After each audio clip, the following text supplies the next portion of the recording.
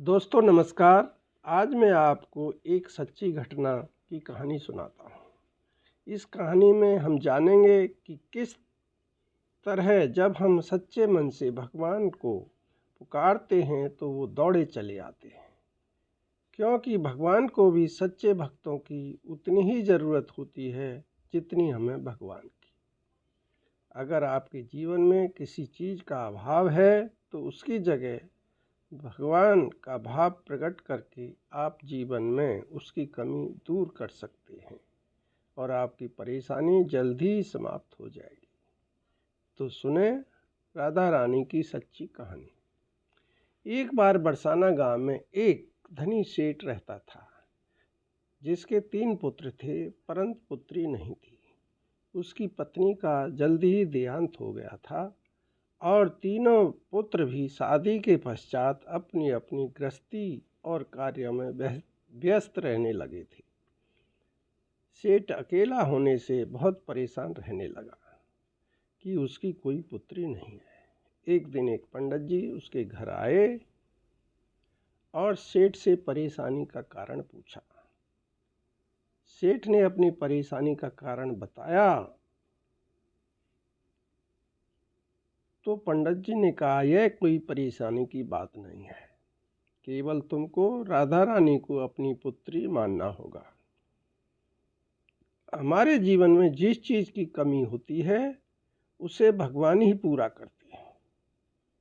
सेठ ने पंडित जी की बात मानकर एक राधा रानी की मूर्ति लेकर आते हैं और दिल से उसे अपनी बेटी मान लेते हैं, और वह यह भी भूल जाते हैं कि असल में उनकी कोई बेटी नहीं है।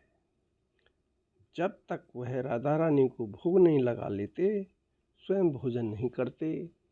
यही नहीं, वह उसके साथ खूब बातचीत भी करते।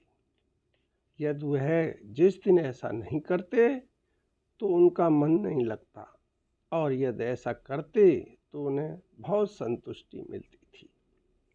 एक दिन सेठ के घर चूड़ी बेचने वाली मनहरन आती है और वह उसकी बहुओं को चूड़ी पहनाकर जाने लगती है तो उसके सामने एक कन्या आती है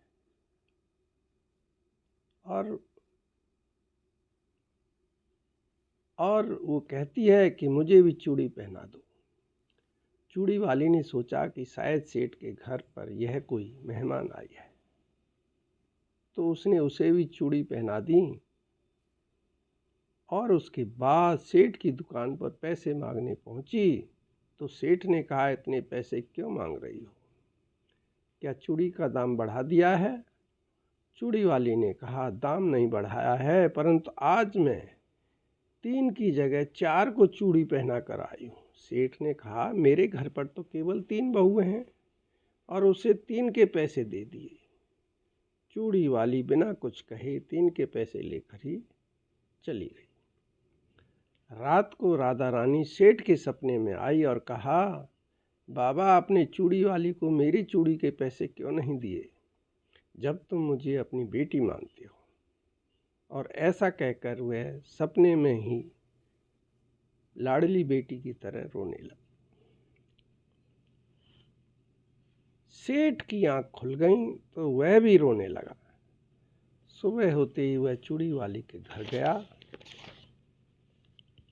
और कहा कि तुम कल सच बोल रही थी, तुमने कल 4 को ही चूड़ी पहनाई थी। मैंने राधा रानी को अपनी बेटी माना है।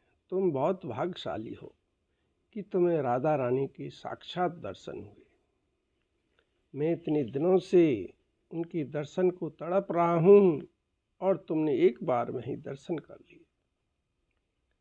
यह बोलकर सेठ रोने लगा और बोला, तुम्हें चूड़ी का जितना भी दाम चाहिए मांग ले। यह सुनकर मनहारी की आंखों में भी आंसू आ गए और उसने अपने मन में सोचा, जब मुझे राधा रानी के दर्शन हो गए तो मुझे और क्या जरूरत है। उसने सेठ जी से कहा, मुझे कुछ नहीं चाहिए, मेरा जीवन सफल हो गया, आपकी वजह से मुझे राधा रानी के दर्शन हो गए। तो दोस्तों, आपने देखा कि जब हम दिल से भगवान को पुकारते हैं तो वे कैसे दौड़कर हमारे पास चले आते हैं। आशा करता हूँ कि यह कहानी आपको अच्छी लगी होगी। यदि हाँ तो कमेंट करें तथा चैनल को सब्सक्राइब, लाइक और शेयर भी कर दें। धन्यवाद।